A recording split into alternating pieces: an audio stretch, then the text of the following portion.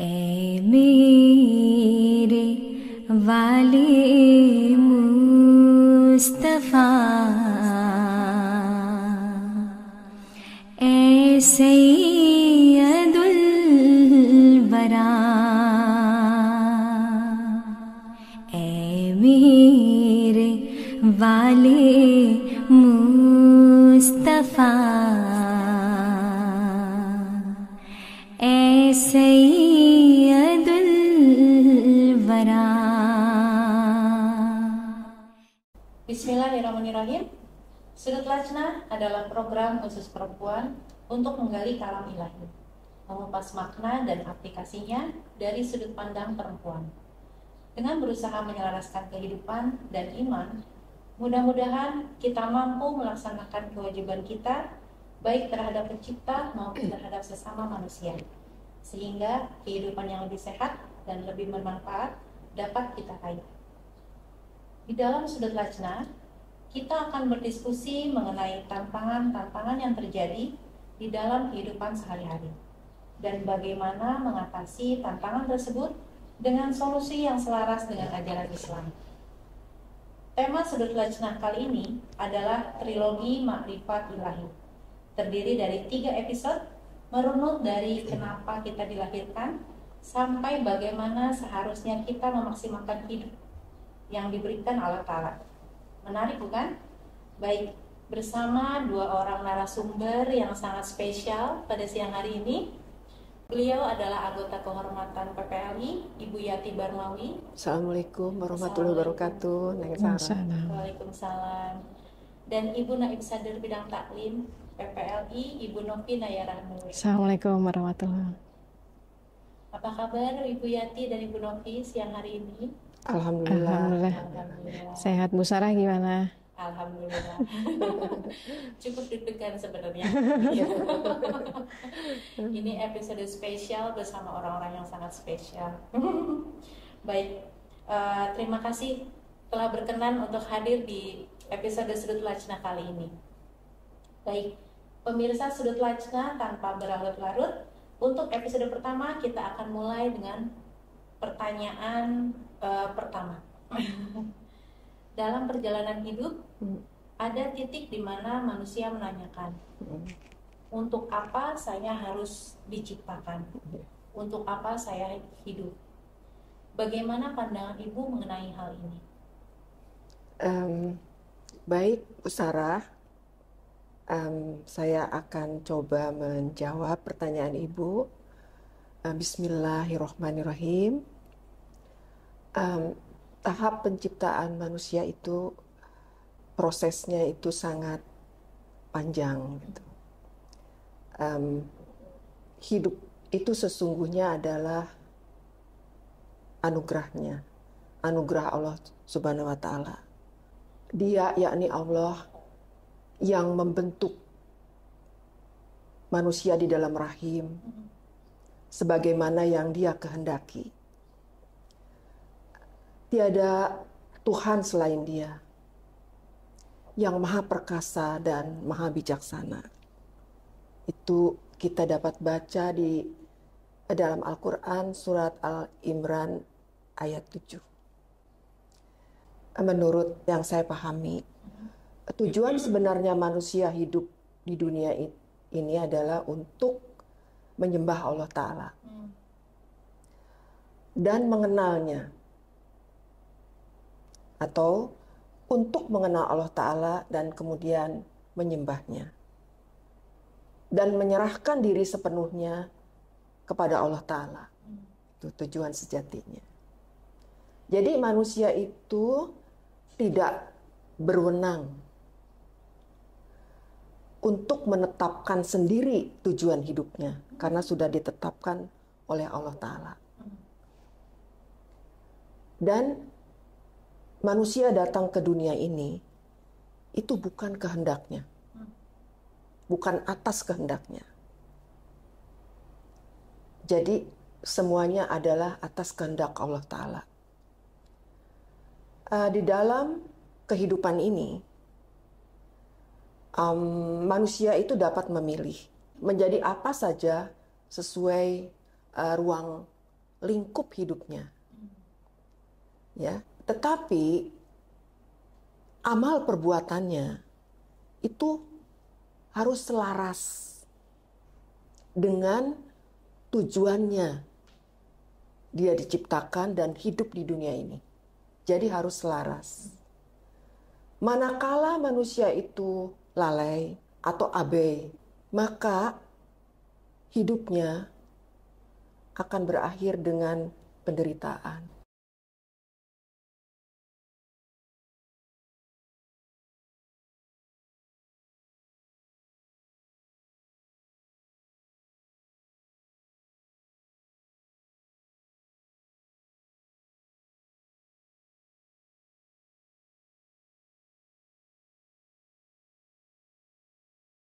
Begitu kalau menurut yang saya pahami dari Al-Quran. Jadi karena dia sudah ditentukan untuk hadir di dunia ini jauh sebelum nenek dari nenek buyutnya hadir di dunia ini. Jauh sebelumnya. Jadi itu adalah rencana Allah Ta'ala yang maha perkasa dan maha bijaksana. Coba kita resapkan sifat Allah di dalam tujuan penciptaan manusia itu. Berarti tidak ada satupun sebenarnya manusia yang asal ada ya Bu ya? Tidak. Semuanya ada tujuannya. Betul. Masya Allah. Iya. Bu Novi ingin menambahkan? Menyambung dari yang barusan disampaikan oleh Bu Yati dan Bu Sarah, bahwa Allah Ta'ala tidak asal dalam menciptakan karena pasti ada tujuan. Di dalam Al-Quran surat Az-Zariyat ayat 57 Allah Ta'ala berfirman, "Wa ma khalaqtul jinna wal insa illa liya'budun." Nah, tidaklah kami ciptakan jin dan manusia melainkan untuk beribadah kepadaku, kepada Allah Ta'ala. Kata ya'budun pada ayat tersebut adalah Allah Ta'ala menginginkan agar manusia sebagai makhluk yang diciptakan oleh Allah Ta'ala menyembah atau beribadah kepada Allah Ta'ala, tapi secara sempurna. Artinya ada sebuah ketentuan, tidak hanya sebuah ibadah yang dilaksanakan sebagai sebuah ritual, tapi harus didasari dengan dasar kecintaan, ketaatan, penghambaan yang penuh, dan kerendahan hati. Baru disitulah bisa kita mencapai tahap kesempurnaan yang diharapkan oleh Allah Ta'ala. Jadi tidak sesimpel kata beribadah ya'budun, tapi itu ada satu makna yang mendalam. Ya, insya Allah.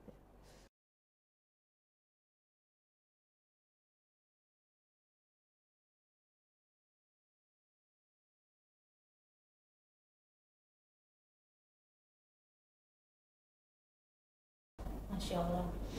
Nah, tadi kita sudah mendengarkan penjelasan bahwa manusia diciptakan oleh Allah Ta'ala. Lalu sejauh mana kita sebagai makhluknya Allah Ta'ala yang diciptakan harus mengenal Allah Ta'ala? Jadi kita harus mengenal Allah Ta'ala tentunya. Dan mengenal Allah Ta'ala itu ilmunya tidak bisa tidak hanya dari para nabi dan rasulnya. Karena Allah Ta'ala memperkenalkan dirinya dengan sempurna kepada para nabi dan rasulnya. Jadi untuk mengenal Allah Ta'ala, kita harus belajar dari para nabi dan rasulnya. Dan tentu saja kita harus, untuk mengenal Allah Ta'ala itu, kita harus belajar dari baginda Rasulullah SAW. Karena pada diri Rasulullah SAW itu, beliau dapat menjelmakan sifat-sifat Allah Ta'ala secara sempurna.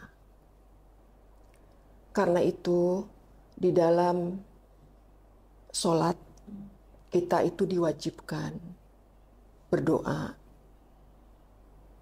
ihdinas sirotol mustaqim, sirotol ladzina an'amta alaihim. Jadi kita memohon kepada Allah Ta'ala supaya agar Allah Ta'ala memberi petunjuk agar kita berjalan di jalan yang lurus, siratal mustaqim. Dan jalan yang lurus itu adalah jalan orang-orang yang telah mendapat nikmat dari Allah Ta'ala. Jadi itu sebagai pedomannya untuk mengenal Allah Ta'ala. Jadi seperti kita sering mendengar bahwa nikmat Allah Ta'ala itu diberikan kepada para nabi, para sidik, para syahid, dan para solihin. Jadi kita tidak bisa tidak ilmunya ada di baginda Rasulullah SAW. Jadi ilmu mengenal Allah Ta'ala atau makrifat ilahi merupakan sarana atau wasilah untuk dapat meraih hakikat Islam. Apa itu sejatinya Islam?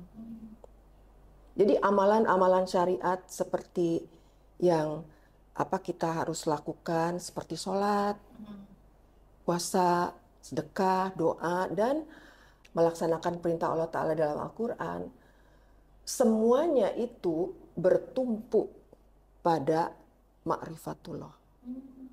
Tumpuannya adalah ma'rifatullah sebagai poros. Sehingga amalan-amalan yang kita lakukan itu, atau siapapun yang melakukannya, akan dapat mengantarkan kita kepada Allah Ta'ala atau qurb ilahi atau kedekatan kepadanya. Gitu Neng Sarah. Iya, luar biasa. Nah, ini menarik nih Bu, makrifat ilahi ya. Bisa dijelaskan lebih jelas lagi nih Bu tentang makrifat ilahi? Mungkin Bu Novi ya bisa menjelaskan, melengkapkan. Boleh, melengkapi yang sudah luar biasa disampaikan oleh Bu Yati. Jadi makrifat itu adalah pengetahuan mengenai Allah Ta'ala. Dan sebetulnya dari sekian banyak pengetahuan, kan ada banyak ya, pengetahuan alam, sosial, dan lain sebagainya. Pengetahuan mengenai Allah Ta'ala ini merupakan yang paling tinggi dan paling mulia. Nah, sebagaimana layaknya sebuah makhluk yang diciptakan, kita harus mengenal pencipta kita. Misalnya kita ingin mengenal seseorang, kan kita harus tahu apa sih sifat, bagaimana sifat dari seseorang itu, bagaimana sifat Allah Ta'ala. Yang kita ketahui bahwa Allah Ta'ala memiliki Asmaul Husna ya, yang begitu banyak, dan apakah kita mengetahui itu baru dalam tataran sebuah arti, misalnya ya, anak-anak diajarkan dalam bentuk lagu, mereka hafal luar biasa, tapi bagaimana sifat-sifat tersebut kalau kita pelajari secara mendalam itu sebetulnya harus kita terapkan di dalam diri kita. Nah, itu baru dari segi sifat-sifat. Yang kedua, tentu Allah Ta'ala sebagai yang menciptakan seluruh jagat raya ini, menciptakannya pun dengan sebuah aturan atau syariat. Lalu apa saja sih yang ditetapkan oleh Allah Ta'ala gitu? Bagaimana kekuasaannya, apa saja yang diciptakannya. Nah, pengetahuan sekomprehensif itulah yang harus kita ketahui mengenai Allah Ta'ala. Kalau kita sudah bisa mempunyai pengetahuan yang lengkap mengenai Allah Ta'ala, disitulah kita akan memperoleh makrifat ilahi. Tadi Bu Yati sampaikan bahwa untuk memperoleh makrifat ilahi kita harus mendapatkan sarana atau wasilah bantuan melalui Rasulullah SAW, bahkan sekarang mungkin melalui Hazrat Masih Maud alaihissalam gitu, dan bahkan mungkin sarana lainnya adalah kita sering mendengar ya, Rasulullah adalah Al-Quran merupakan cerminan dari Rasulullah. Ya betul, dengan kita mempelajari Al-Quran itu sebetulnya sangat membantu kita menjadi pedoman dalam kehidupan kita sehari-hari untuk terus menggali pengetahuan mengenai Allah Ta'ala. Berarti ilmu makrifat ilahi itu sangat luas ya Bu? Sangat luas. Dan pengetahuan kita pun akan meningkat setahap demi setahap seiring dengan perbaikan diri kita gitu. Jadi mengikuti perbaikan dari diri kita gitu. Semakin serius, semakin fokus. Nah itu seiring dengan itu peningkatan tentu dengan karunia Allah Ta'ala, peningkatan pengetahuan mengenai ma'rifatullah itu juga akan meningkat setahap demi setahap itu. Masya Allah. Jadi Ada prosesnya ya, Bu ya? pasti ada Proses prosesnya. Iya. perjalanan makrifat ilahi Betul, gitu ya. betul. Baik-baik. Nah, Bu Novi bisa menambahkan untuk proses perjalanan manusia dalam makrifat ilahi? Iya.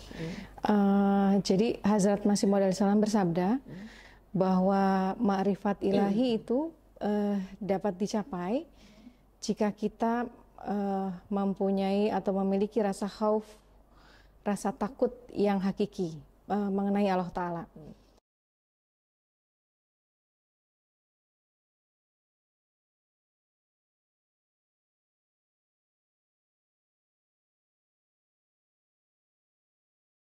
Jika ma'rifat itu ada atau sudah kita peroleh, sesungguhnya kita melihat makhluk sekecil kutu atau nyamuk, sekarang banyak ya yang dalam bentuk nano, kuman sekecil apapun, maka kita akan timbul rasa takut.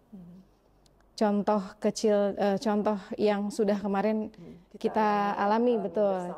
Kita mengalami pandemi COVID-19 itu sesungguhnya merupakan contoh yang nyata buat kita semua, bahwa dengan adanya pandemi virus COVID-19 itu menyebar, yang timbul pertama kali di dalam diri kita adalah rasa takut yang luar biasa.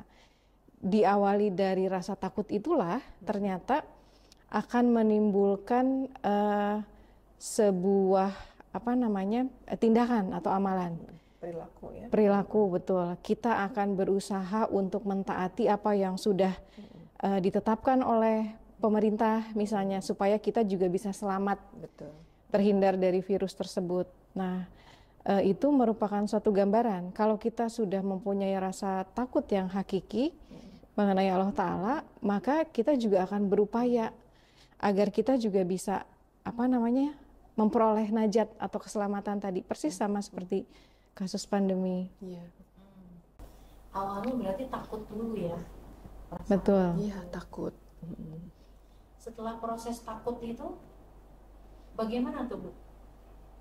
Perjalanan makrifat ilahi yang Ibu ketahui? Jadi konsep takut dan konsep cinta kepada Allah Subhanahu wa Ta'ala, tentu di dalamnya itu dari perjalanan kita mempelajari gitu. Jadi kita tahu bagaimana Allah Ta'ala itu yang maha pengasih, maha penyayang. Keberadaan kita ini sangat tergantung kepada karunia Allah Ta'ala, kebaikan-kebaikannya. Jadi sebagai contoh saja, kita ini tidak bisa bernafas kalau tidak diperkenankannya. Bahkan merentangkan tangan pun kita tidak sanggup kalau Allah Ta'ala tidak mengizinkannya gitu. Jadi tertanam di dalam jiwa kita itu betapa Allah Ta'ala itu maha kuasanya. Dari konsep melihat diri kita sendiri saja gitu. Bagaimana kita tergantung sepenuhnya kepada kebaikan Allah Ta'ala, kepada karunia Allah Ta'ala. Jadi kita itu dalam jiwa kita tuh ada perasaan takut kalau kita tidak mentaatinya. Kalau kita terang-terangan dengan sadar melanggar perintah-perintahnya. Jadi akan menyatu dalam diri kita itu rasa takut.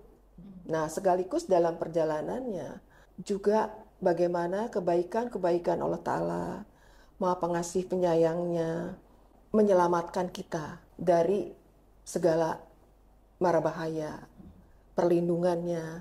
Jadi pengetahuan mengenai Allah Ta'ala, sifat-sifat Allah Ta'ala itu akan mengantarkan kita kepada rasa takut yang hakiki tadi disampaikan oleh Bu Novi, juga rasa cinta kepadanya. Karena apa?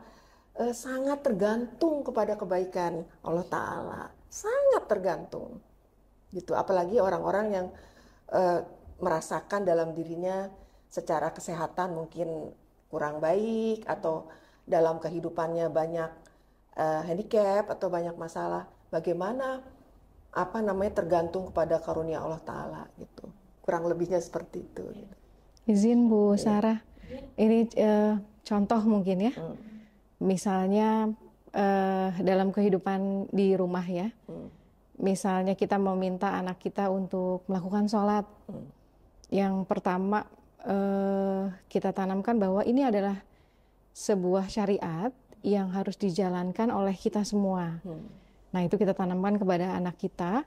Dan kalau itu tidak dilakukan, misalnya sholat itu merupakan salah satu syarat agar kita bisa melalui pintu ketika kita dalam penghisaban nanti di hari akhir. Nah, sang anak tersebut mentaati dan melakukan sholat, lalu berjalan dalam kehidupannya, tiba-tiba diperoleh banyak kebaikan Allah Ta'ala.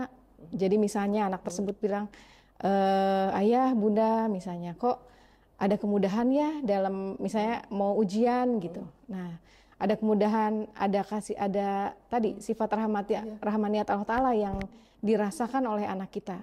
Jadi dimulai dari sebuah keterpaksaan, dari rasa takut, lalu kita merasakan bagaimana kasih sayang Allah Ta'ala, dari situlah muncul cinta, kecintaan kepada Allah Ta'ala.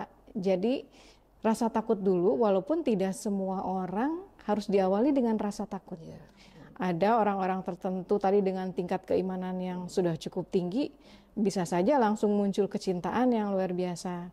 Tapi sebagian besar orang tentu akan mengalami itu terlebih dahulu, bahwa ada rasa takut luar biasa karena wujud Allah Ta'ala itu sangat besar, maha gitu ya, maha. Nah, dari situlah muncul rasa takut dulu, memperoleh, merasakan keberkatannya, dan muncul kecintaan pada Allah Ta'ala.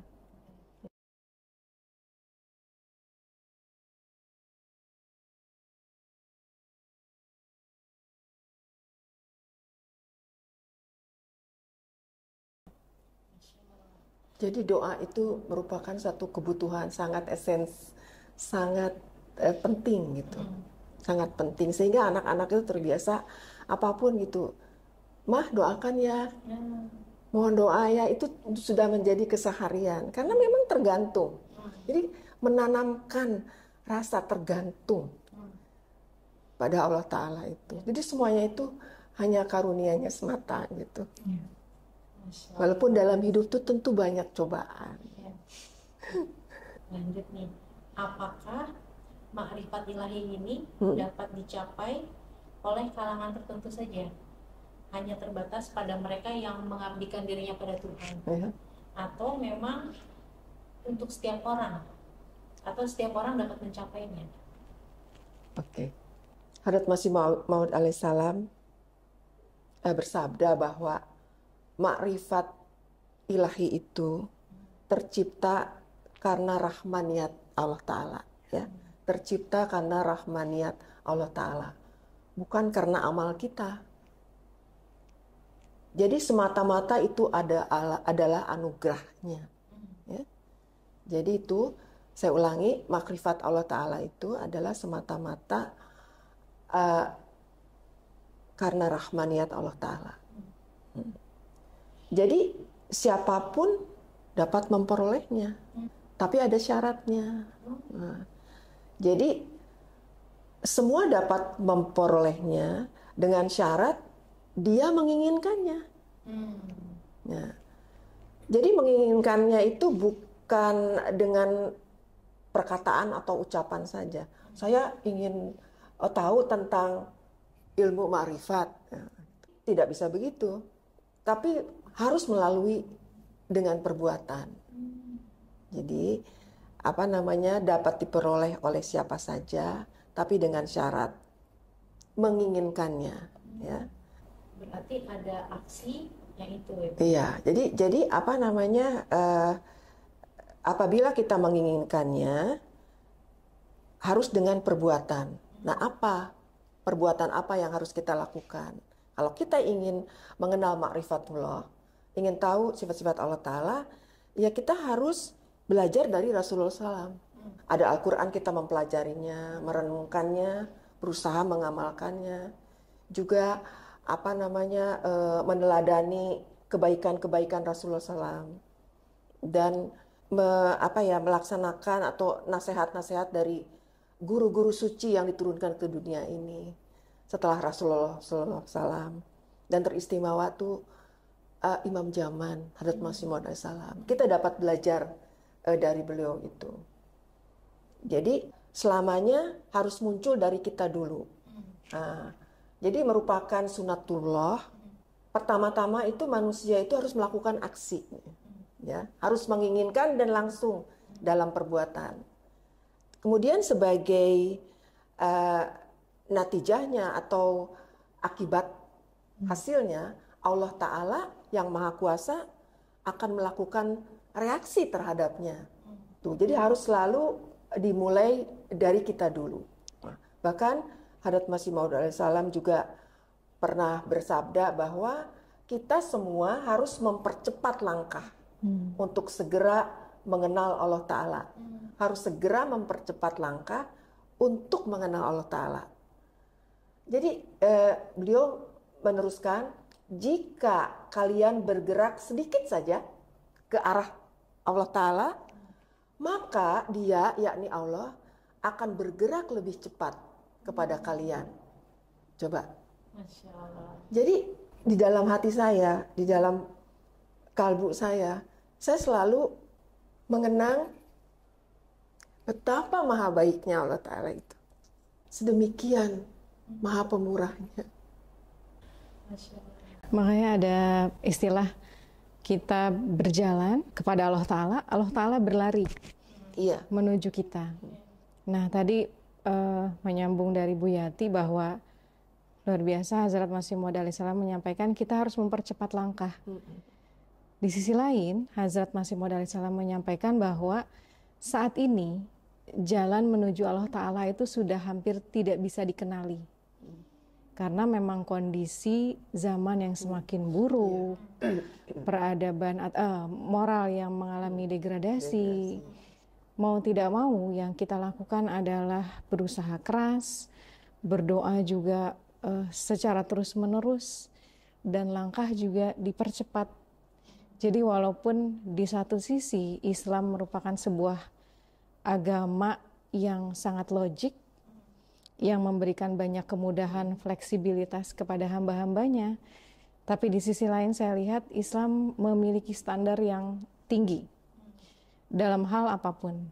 Allah Ta'ala menginginkan kedisiplinan, bahwa dimulai dari ibadah yang dilakukan sejak dini hari sampai dengan larut malam. Jadi di dalam Islam sebetulnya tidak ada istilah bermalas-malasan.